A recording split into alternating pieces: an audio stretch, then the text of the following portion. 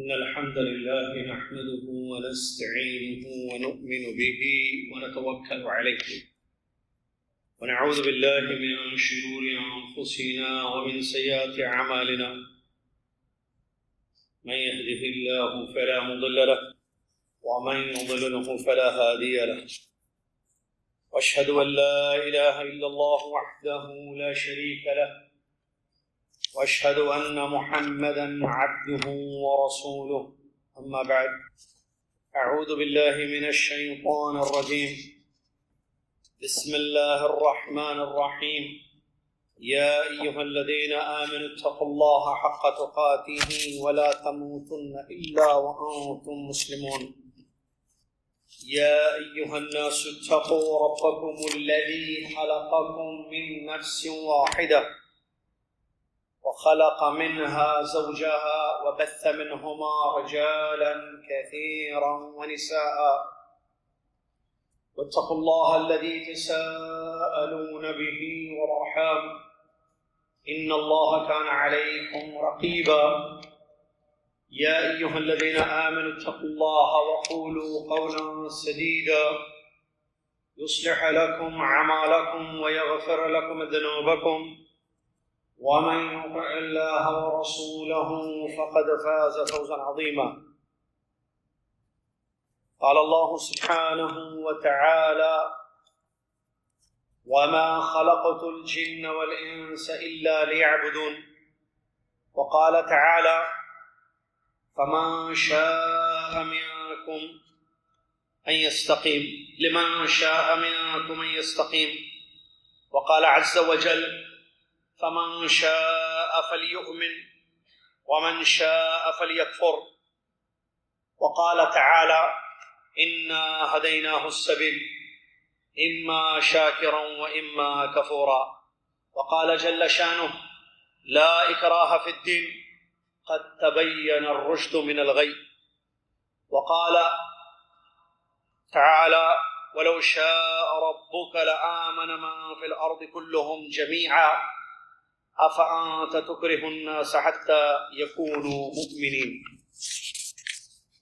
قال رسول الله صلى الله عليه وسلم تعيس عبد الدينار تعيس عبد الدرهم تعيس عبد الخميلة تعيس عبد الخميصة إن أعطي رضي وإن منع غضب تعيس وانتكس وإذا شيك فلانتقش الحديث أو كما قال رسول الله صلى الله عليه وسلم.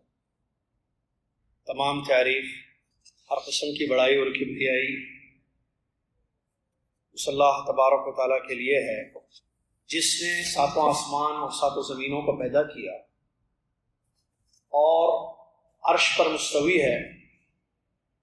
جو اس نے چاہا وہ ہوا، جو اس نے نہیں چاہا وہ نہیں ہوا، اور جو وہ چاہتا ہے وہی ہوتا ہے. سبحان اللہ اعظم شانہ سبحان اللہ وبحمدہ سبحان اللہ العظیم. صلاۃ والسلام اس کے بعد اللہ کے آخری نبی امام الانبیاء محمد الرسول اللہ صلی اللہ علیہ وسلم کی ذات گرامی پر کہ جنہوں نے اپنی امت کو جنت کا راستہ دکھایا، اس راستے کو اپنانے کی ترغیب دی، اس راستے کو اپنانے کا حکم دیا اور جہنم کے راہوں سے آگاہ کر دیا اور اس سے اجتناب کرنے کی تاکید کی. اللہم صلی علی محمد وعلی آل محمد کما صلیت علی ابراہیم وعلی آل ابراہیم انک حمید مجید. اللہم بارک علی محمد وعلی آل محمد كما باركت على ابراہیم وعلى آل ابراہیم انک حمید مجید.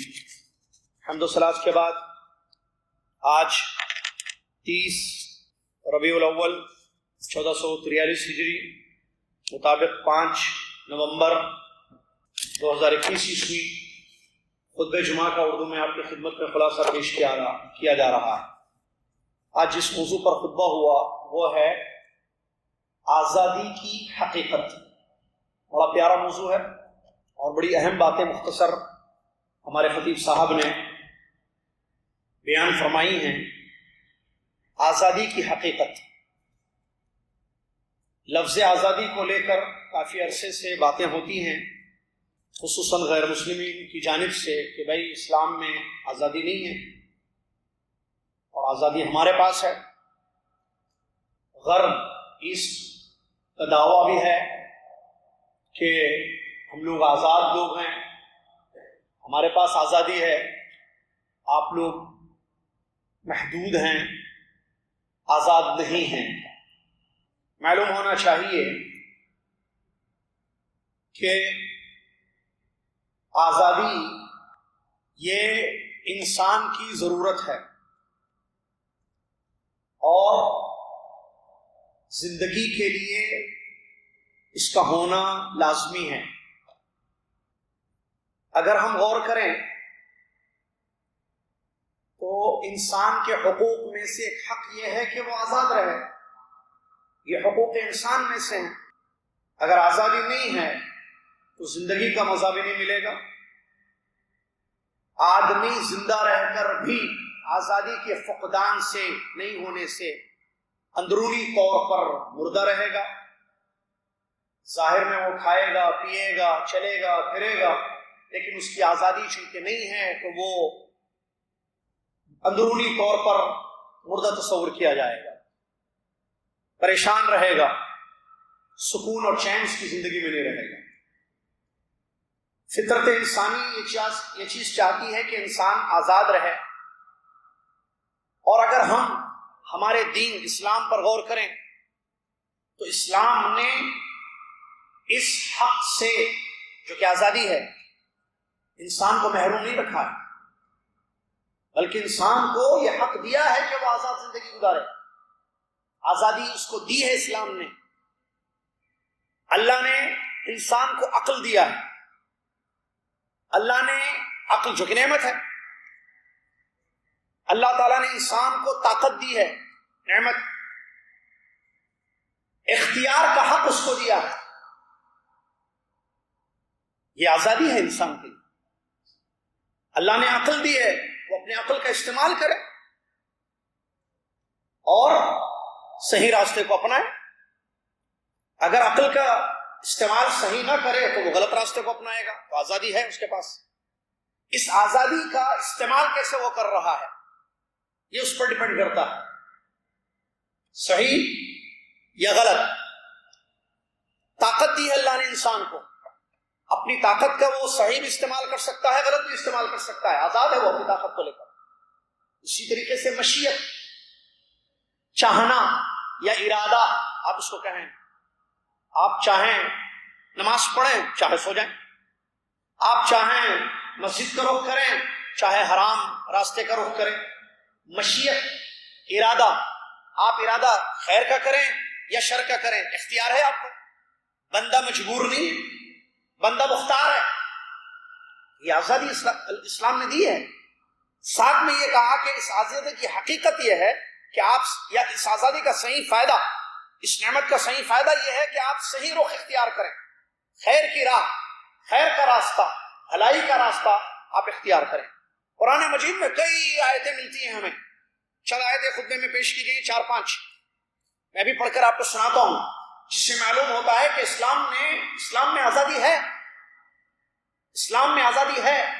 اللہ نے فرمایا، سنی آیتیں، فَمَنْ شَاءَ فَلْيُؤْمِنْ وَمَنْ شَاءَ فَلْيَكْفُرْ، جو چاہے ایمان لائے، جو چاہے کفر کا راستہ اختیار کرے۔ آزادی ہوئی نا مشیت کی۔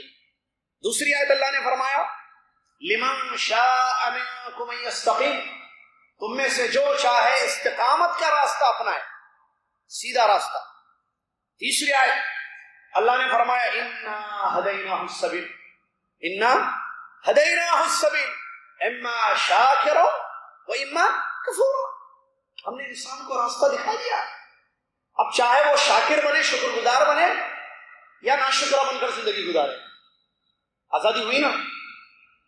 اللہ تعالیٰ فرماتا ہے، چوتھی آیت، لا اکراہ فی الدین قد تبین الرشد من الغی، دین میں زبردستی نہیں ہے، دین میں زبردستی اکراہ نہیں ہے، گمراہی سے ہدایت کا راستہ کلیئر کر دیا گیا ہے۔ مطلب دین میں زور زبردستی نہیں ہے، گمراہی بتا دی گئی ہے، ہدایت کا راستہ کلیئر واضح کر دیا گیا ہے کتابوں کو نازل کرتے ہوئے، پیغمبروں کی بعثت کرتے ہوئے۔ یہ ہدایت ہے، یہ ضلالت ہے، یہ صراط مستقیم ہے، یہ ٹیڑھے راستے ہیں، یہ جنت کا راستہ، یہ جہنم کا راستہ۔ اب آپ آزاد ہیں، چنیے جو راستہ آپ کو چاہیے، جہاں جانا ہے اس راستے کو اپنائیے۔ اللہ نے فرمایا 5ویں آیت، وَلَوْ شَاءَ رَبُّكَ لَآمَنَ مَنْ فِي الْأَرْضِ كُلُّهُمْ جَمِيعًا، اگر آپ کا رب چاہے اے نبی محمد صلی اللہ علیہ وسلم، زمین کے سارے لوگ ایمان والے ہو جائیں۔ أَفَأَنْتَ تُكْرِهُ النَّاسَ، کیا آپ زبردستی کریں گے لوگوں کو حَتَّى يَكُونُوا مُؤْمِنِينَ، کہ وہ مومن ہو جائیں؟ نہیں، آپ کا کام پہنچانا ہے۔ اللہ چاہے تو سارے لوگ مومن ہو جائیں، سارے لوگ پابند ہو جائیں، لیکن اللہ نے انسان کو اختیار دیا ہے، آزادی دی ہے کہ وہ ایمان کا راستہ اختیار کرے یا کفر کا راستہ، اور بتا بھی دیا انجام، یہ راستہ اختیار کرو گے تو یہ انجام ہوگا، وہ راستہ اختیار کرو گے تو وہ انجام ہوگا۔ تو پھر معلوم ہوا کہ اسلام میں آزادی ہے، اور انسانوں کو مجبور نہیں کیا اسلام نے، بلکہ ان کو راستہ اختیار کرنے کا اختیار دیا۔ پھر ایک سوال پیدا ہوتا ہے کسی کے ذہن میں، پھر عبودیت کا کیا مفہوم ہے؟ عبودیت میں اللہ کی بندگی کرنا ہے، ہم کو اس کے لیے پیدا کیا گیا ہے، کیا آزادی کے خلاف نہیں ہے یہ چیز؟ انسان کو بندگی کے لیے پیدا کر دیا گیا ہے۔ اللہ نے فرمایا وَمَا خَلَقْتُ الْجِنَّ وَالْإِنسَ إِلَّا لِيَعْبُدُونَ، مشہور آیت ہے سورۃ داریات۔ ترجمہ کیا ہے اس کا؟ اللہ فرماتا ہے وَمَا خَلَقْتُ الْجِنَّ، میں نے جنوں کو، والانس، اور انسانوں کو، إِلَّا لِيَعْبُدُونَ، اس لیے پیدا کیا ہے کہ میری عبادت کریں۔ تو اب ان دونوں کو کیسے ہم سمجھیں گے؟ اس کو سمجھنے کے لیے ایک بڑا اہم سوال پیش کیا گیا ہے، وہ یہ، آزادی کی حقیقت کیا ہے؟ کیا مطلب آزادی کا؟ اس کی حقیقت کیا ہے؟ جو لوگ غرب ایسٹ جو بات کرتے رہتے ہیں باتیں کہ آزادی آزادی آزادی، کیا مطلب آزادی؟ آزادی کا یہ مطلب نہیں ہے کہ کلی طور پر بندہ آزاد ہے، نہیں۔ اور وہ لوگ بھی اگر غور کریں، آزادی کی بات کرتے ہیں تو وہ مطلق نہیں ہے، مقید ہے۔ مطلق مقید سمجھتے ہیں؟ کنڈیشنز ہیں، یہ کیا کہیں گے، مطلق نہیں ہے، جنرل، بالکل کلی آزادی نہیں ہے۔ قانون ہے ان کے پاس بھی، سسٹمز ہیں ان کے پاس بھی، جس کو فالو کرنا پڑتا ہے، قوانین انہوں نے رکھے ہیں جس کو فالو کرنا پڑتا ہے۔ سمجھ رہے ہیں نا؟ جیسے ٹریفک رولز ہیں، بہت ساری چیزیں ہیں جو غرب میں، ان کنٹریز میں جو آزادی کا دعویٰ کرتے ہیں ان کے پاس بھی ہیں۔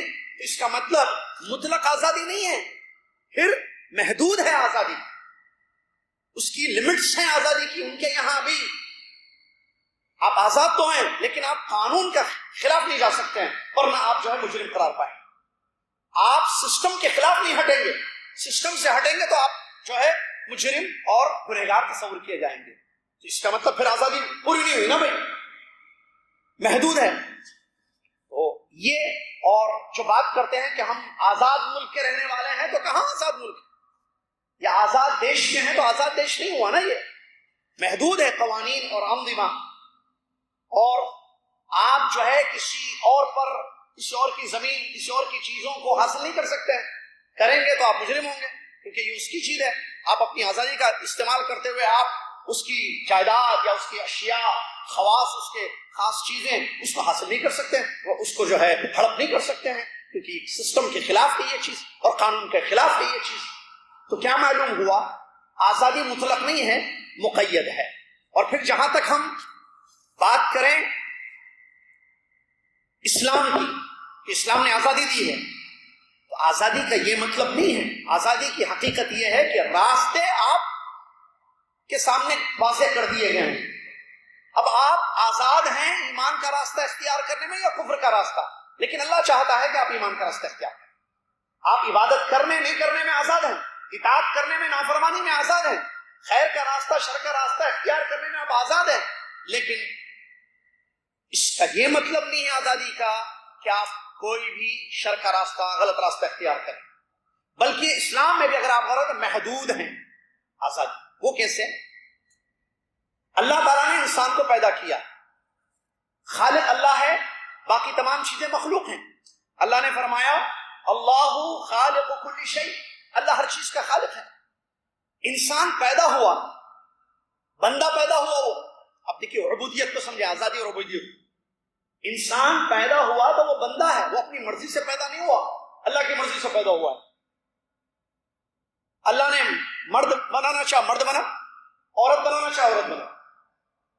جسم، اپنا کلر، اپنی آنکھیں، اپنے اعضاء جسمانی اپنی مرضی سے اس نے نہیں حاصل کر لیے، بلکہ خالق اللہ تبارک و تعالیٰ نے جیسے چاہے اس کو پیدا کیا۔ صحیح ہے غلط؟ تو یہ عبودیت ہے نا بندہ ساری دنیا میں۔ اچھا اس میں مومن کافر سب شامل ہے۔ کافر بھی اپنی مرضی سے گورا پیدا نہیں ہوتا ہے یا کالا پیدا نہیں ہوتا ہے یا لمبا یا اعضاء جسمانی میں فرق اس کا نہیں، اللہ تعالیٰ جیسے چاہتا ہے انسان کو پیدا کرتا ہے۔ صحیح ہے غلط؟ صحیح۔ تو پھر مطلب یہ ہے عبودیت، بندے ہیں ہم سب، خالق چاہتا ہے کہ اس کو مرد بنائے تو مرد بن گئے، خالق نے چاہا کہ یہ کالا پیدا ہو، کالا پیدا ہوا، خالق نے چاہا کہ وہ سانولا ہو، وہ سانولا ہوا، جیسے اللہ نے چاہا ویسے انسان کو پیدا کیا۔ پھر اس کا مطلب یہ ہے کہ ہم بندے ہیں، ہماری ہر چیز میں اپنی نہیں چلتی ہے، بعض جگہ ہمیں اختیار ہے، بعض جگہ ہمیں اختیار نہیں ہے، ہم اپنی مرضی سے پیدا نہیں، جیسے ابھی میں نے بتایا۔ تو پھر اللہ نے پیدا کیا۔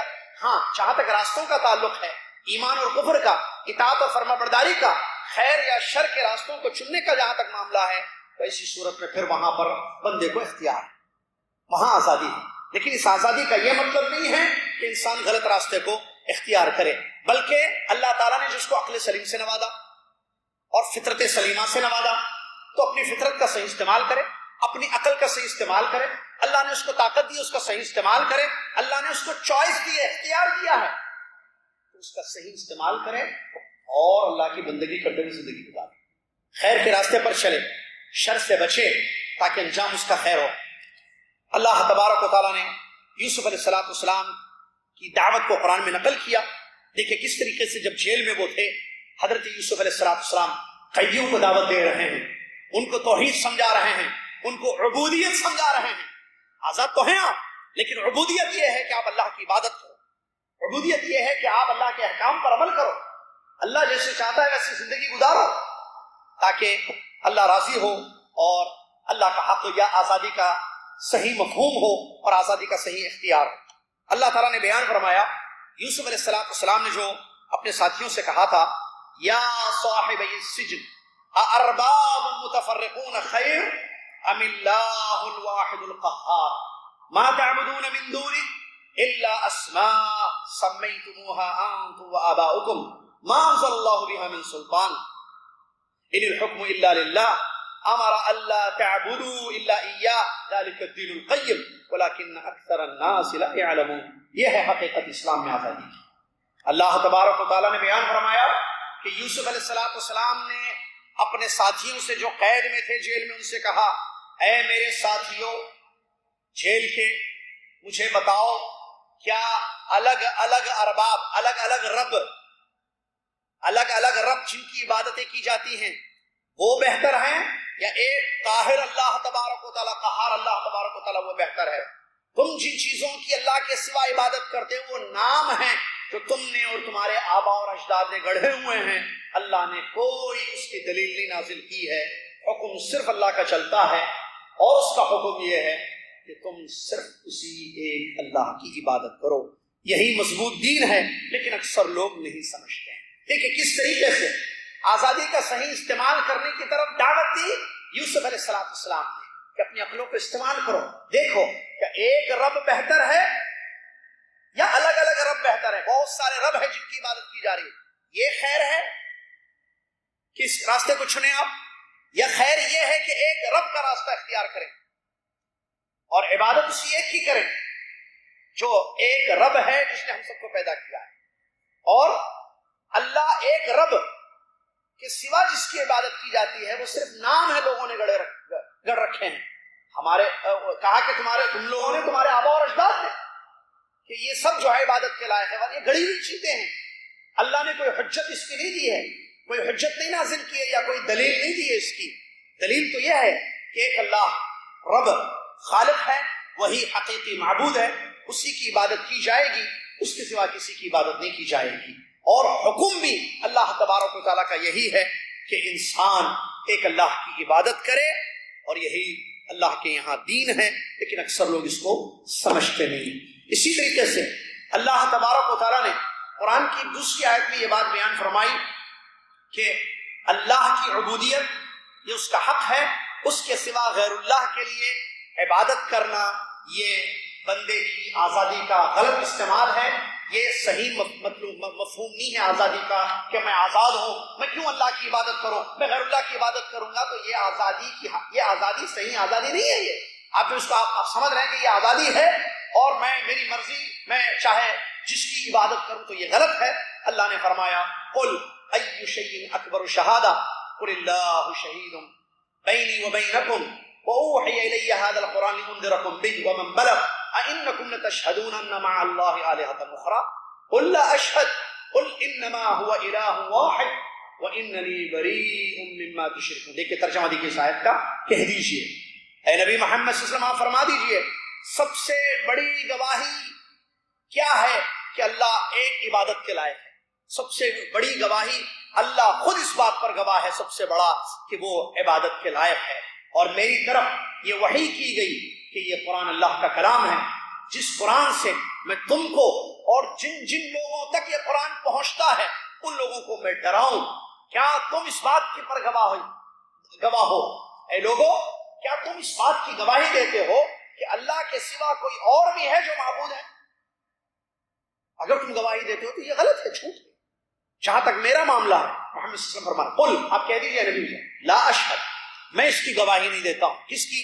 کہ اللہ کے سوا کوئی اور بھی معبود ہے، کیونکہ یہ جھوٹی گواہی ہے۔ قل لا اشہد، میں گواہی نہیں دیتا ہوں اس بات کی کہ اللہ کے سوا کوئی اور معبود ہے۔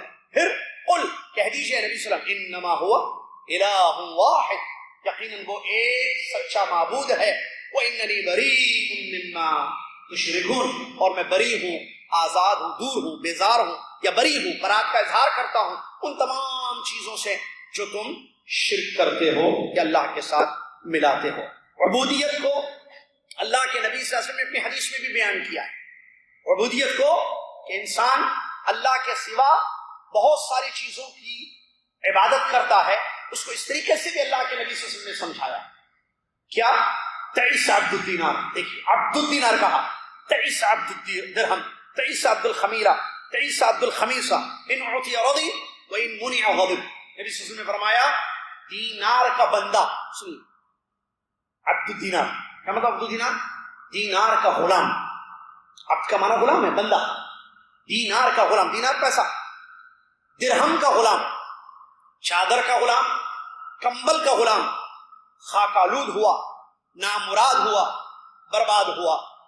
ان عوتی رضی، یہ چیزیں دینار، درہم، چادر، کمبل، جن کی غلامی وہ کرتا ہے، یعنی جن کی بندگی کر رہا ہے، جو حقیقی نہیں، یہ آزادی کی حقیقت نہیں ہے۔ یہ آزادی کی حقیقت یہ ہے کہ ایک اللہ کی عبادت کرو، یہ ہے آزادی کا صحیح استعمال، اختیار کا صحیح استعمال۔ لیکن انسان اللہ کی عبادت چھوڑ کر غیر کی عبادت کرنے لگتا ہے۔ بعض پیسوں کے غلام ہوتے ہیں، دینار کے، درہم کے، چادر کے، کمبل کے۔ کیسے غلام ہوتے ہیں؟ ان کا مقصد، ٹارگٹ یہی ہے، ان عوتی رضی، یہ چیزیں جو دنیا ہیں، یہ دنیا کی چیزیں، یہ اگر مل جائیں تو یہ لوگ خوش ہوتے ہیں، راضی ہو جاتے ہیں، خوش ہو جاتے ہیں۔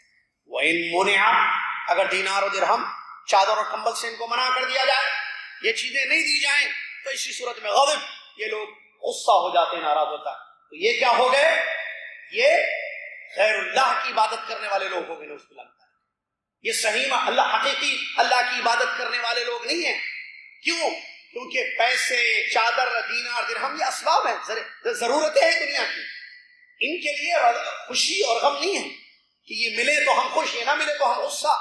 ہم اللہ کے بندے ہیں، اس کی عبادت کریں گے، اور یہ چیزیں ضروریات زندگی میں سے ہیں، محنت کریں گے، اسباب اپنائیں گے، یہ ضرورت کی چیز ہمیں مل جائے تو ہماری ضرورت پوری ہو جائے گی، نہیں ملے کوئی بات۔ لیکن بندگی کا جہاں تک معاملہ ہے وہ صرف ایک اللہ تبارک و تعالیٰ کے لیے ہوگی، اور بندگی کے مفہوم کو اس طریقے سے بھی سمجھایا گیا ہے قرآن کی آیت میں. اللہ نے اپنے برگزیدہ چہیتے سب سے اونچے مخلوق میں، انسانوں میں جو لوگ ہوتے ہیں وہ انبیاء اور رسول ہیں علیہ الصلوۃ والتسلیم. اللہ نے ان کو بندہ کہا ہے. کیا کہا ہے؟ اللہ نے ان کو، پیغمبروں کو بندہ کہا ہے. جیسے ہمارے نبی محمد صلی اللہ علیہ وسلم، آیت دیکھیے آپ، جو معراج کا واقعہ جو ہوا، اور معراج کے سلسلے میں جب ہمارے رسول کی معراج ہوئی، آسمانوں کی سیر ہوئی، اللہ نے اوپر بلایا، مہمان نوازی کی ان کی، تو اس سلسلے میں جو آیت آئی ہے وہاں اللہ نے ہمارے نبی صلی اللہ علیہ وسلم کو عبد کہا ہے. کیا کہا؟ سبحان الذی اسری بعبدہ، پاک ہے وہ ذات جس نے اپنے بندے کی، جو اپنے بندے کو رات میں لے گیا. اسرا مطلب رات میں لے گیا. اور اسرا معراج، اسرا کہتے ہیں رات میں چلنا، معراج جو ہے نا چڑھنا. نبی صلی اللہ علیہ وسلم کو رات میں لے جایا گیا، جیسا کہ آپ جانتے ہیں حدیثوں، آیتوں اور حدیثوں سے واقع معراج مشہور ہے، ثابت ہے کہ مکہ مکرمہ سے آپ کو بیت المقدس لے جایا گیا رات میں، یہ ہے اسرا، اور وہاں سے آسمانوں پر چڑھایا گیا، یہ ہے معراج. تو اللہ تعالیٰ وہاں کیا کہہ رہا ہے؟ سبحان الذی اسری بعبدہ، پاک ہے وہ ذات. کون سی ذات؟ اللہ کی ذات. الذی، جس ذات نے اسری بعبدہ، اپنے بندے کو رات میں لے گیا. کون بندے ہیں یہ؟ محمد صلی اللہ علیہ وسلم. اللہ نے ان کو بندے کہا. کیوں؟ کیونکہ وہ اللہ کی بندگی کرتے ہیں، اپنی آزادی کا صحیح استعمال کرتے ہیں، اور حقیقی آزاد ہے وہ، آزاد حقیقت میں ہے وہ، کہ ایک اللہ کی عبادت کرتے ہیں اور بندے بن کر دنیا میں زندگی گزارتے ہیں، عبد بن کر زندگی گزارتے ہیں. عبداللہ، اللہ کے بندے ہیں. اسی لیے اللہ نے کہا عبد ہی، اپنے بندے کو لے گیا. اسی طریقے سے دیگر پیغمبروں کے بارے میں بھی آپ دیکھیں اللہ نے بندے کہا ان کو، جیسے ابراہیم علیہ السلام، اسحاق، یعقوب علیہ السلام، سب پیغمبر ہے نا. اللہ نے کیا فرمایا؟ وَاذْكُرْ عِبَادَنَا إِبْرَاهِيمَ وَإِسْحَاقَ وَيَعْقُوبَ، ہمارے بندوں کو یاد کرو. ہمارے بندوں کو کون؟ ابراہیم علیہ السلام ہمارے بندے، اسحاق علیہ السلام ہمارے بندے، یعقوب علیہ السلام ہمارے بندے. اللہ نے ان کو بندے کہا. کیوں؟ کیونکہ ان کے پاس کیا یہ آزاد نہیں تھے؟ آزاد تھے. ان کے پاس حقیقی آزادی تھی کہ انہوں نے اللہ کی عبادت پر زندگی گزاری اور عبد حقیقی بن گئے، عبداللہ بنے حقیقت میں. ابراہیم علیہ السلام عبداللہ ہیں، یعقوب علیہ السلام عبداللہ ہیں، اسحاق علیہ السلام عبداللہ ہیں. تو یہ حقیقی اللہ کے بندے ہیں. کیوں؟ کیونکہ انہوں نے حقیقت میں اللہ کی عبادت کی، اللہ کا راستہ اختیار کیا، اس کو راضی کرنے کے جو راستے یا راہیں ہوتی تھی ان کو چنا. تو یہ ہے حقیقی آزادی کہ ایک اللہ کی عبادت میں انسان ایمان کے ساتھ زندگی گزارے. تو یہ آج کا خطبہ ہے جس کا خلاصہ یہ ہے کہ انسان آزاد ہے، اس میں کوئی شک نہیں ہے، آزاد ہے. اور اسلام نے آزادی نہیں چھینی ہے انسان سے. اسلام نے انسان سے آزادی نہیں چھینی ہے کہ لوگوں کو مجبور کر دیا ہو کہ سارے لوگ مومن ہی بن جائیں. ویسے اگر یہ معاملہ ہوتا تو آپ نے آیت سنی شروع میں، اللہ اگر چاہتا زمین کے سارے لوگ مومن ہو جاتے، کوئی کفر کا راستہ، شرک کا راستہ اختیار ہی نہیں کرتا. تو اس کا مطلب اسلام میں آزادی ہے، لیکن آزادی کی حقیقت یہ ہے کہ آپ جو ہے اللہ کا راستہ چنیں. یہ ہے حقیقی آزادی. ورنہ ٹوٹل آزاد تو کوئی بھی نہیں ہے. اگر بات کریں آزادی کی، جو ان کے یہاں مفہوم ہے، اصل مسئلہ کیا ہے؟ مفہوم. آزادی کو آپ کیسے سمجھتے ہو؟ غرب نے، کافروں نے، مشرکوں نے آزادی کو یہ سمجھایا کہ میں آزاد ہوں، میری مرضی. کیسے آزاد ہیں بھائی؟ اچھا ٹھیک ہے، آپ آزاد ہیں، آپ آزاد ہیں، آپ چاہے اپنی بیوی کو نوکری کرائیں یا نہیں کرائیں، آپ چاہے جو ہے کہیں بھی زندگی گزاریں، کچھ بھی کھائیں، کچھ بھی پئیں، آپ سمجھ رہے ہیں اس کو آزاد کہہ رہے ہیں. تو پھر آپ قانون کے بھی تو پابند ہوئے نا. کہاں آزاد ہو گیا؟ دنیا میں کوئی خطہ بتائیے، دنیا میں ایک کافر، ایک مشرک جہاں بھی دنیا میں زندگی گزارتا ہے، کیا وہ مکمل آزاد ہے جس آزادی کی بات وہ کر رہا؟ نہیں. قانون ہے، نظام ہے، سسٹمز ہے، اس کو وہ خود فالو کرتا ہے اور زبان سے یہ کہتا ہے کہ میں آزاد ہوں. تو اس کا مطلب یہ ہے کہ آزادی کا مفہوم آپ کے نزدیک یہ ہے کہ مجھ پر جو پابندیاں ہیں ان پابندیوں کا لحاظ رکھو، ہے نا بھائی، ان پابندیوں کا خیال کرو اور اپنی زندگی گزارو. جب معاملہ ایسے ہے تو پھر اسلام وہی تو کہہ رہا ہے، اللہ نے پیدا کیا، اللہ نے احکام نازل کیے ہیں، اللہ کے قوانین ہیں اسلام میں، قانون ہے، نظام ہے، سسٹم ہے اسلام میں. یہی تو بات ہے. آپ دنیا کے سسٹم کو فالو کریں، اسلامی سسٹم کو فالو نہیں کر رہے ہیں. لوگوں نے جو قانون بنایا ہے آپ اس کو فالو کر رہے ہیں، آزاد کہتے ہوئے فالو کرتے ہوئے آپ اپنے آپ کو آزاد کہہ رہے ہیں اور اس کو آزادی کہہ رہے ہیں، ٹھیک ہے، اوکے. تو پھر اللہ جب خالق ہے، آپ اپنی مرضی سے کلر لے کر نہیں آئے، بتا دیا ہم نے، تو پھر اللہ کے قوانین کو، حدود کو، پابندیوں کو، احکام کو فالو کیجیے. اور جب فالو کر رہے ہیں لوگ، جیسے ہم مسلمان ہیں فالو کرتے ہیں، تو پھر یہ مت کہیے کہ یہ آزاد لوگ نہیں ہیں، غلط ہے آپ کا مفہوم. حقیقی آزادی یہی ہے کہ انسان پیدا کرنے والے کا حق ادا کرتے ہوئے دنیا میں زندگی گزارے، راستوں میں سے صحیح راستہ اختیار، خیر کی راہ، جنت کی راہ، جنت کا راستہ اختیار کرے. یہ ہے حقیقی آزادی. اور اگر یہ کام انسان نے کیا اور بندہ بن کر دنیا میں زندگی گزارا کہ اللہ کی بندگی کرتے ہوئے، تو وہ کامیاب ہے. اس کے لیے پھر انجام بڑا پیارا ہے، اللہ کی رضا، نعمتیں، جنت اور جہنم سے آزادی ہے. لیکن اگر کسی نے یہ سمجھا کہ نہیں میں آزاد ہوں اور وہ اپنے اختیار کا غلط استعمال کرتا ہے، جیسے کفار و مشرک کر رہا ہے، شرک اور کفر، حرام چیزیں کھانا پینا، زندگی گزارنا، تو پھر اس کا انجام ان کو بھگتنا ہوگا. یہ پوری یہ جو جس کو آزادی کا نام یہ دے رہے ہیں، یہ اس کی سزا ان کو کل قیامت کے دن بڑی بھیانک طریقے سے ملے گی اور انجام بہت برا ہوگا، جہنم، اور جہنم کی سزائیں ہوں گی. تو عقل مند اور حقیقی آزاد وہی ہے جو اللہ کی عبادت میں زندگی گزارے. اللہ تعالیٰ اس حقیقت کو سمجھنے کی ہم سب کو توفیق عطا فرمائے. اللہ تعالیٰ ہم سب کو اس بات کی توفیق دے کہ ہم کو جو اللہ نے اختیار دیا ہے، ارادوں کا، قوت کا، مشیت کا، اس کا صحیح، جس کو کہتے ہیں صحیح یوٹیلائز کریں، صحیح استعمال کریں، خیر کی راہ اپنائیں، اللہ کی عبادت والی زندگی گزاریں، اطاعت کا راستہ اختیار کریں، اور شر سے، گمراہیوں سے خود کو اور اپنے اہل و عیال کو ہم بچا لیں. اللہ ہم سب کو اس کی توفیق عطا فرمائے. آمین. وآخر دعوانا الحمدللہ رب العالمین. السلام علیکم ورحمۃ اللہ وبرکاتہ. کفارۃ المجلس پڑھ لیں. سبحانک اللہم وبحمدک، اشہد ان لا الہ الا انت، استغفرک واتوب الیک.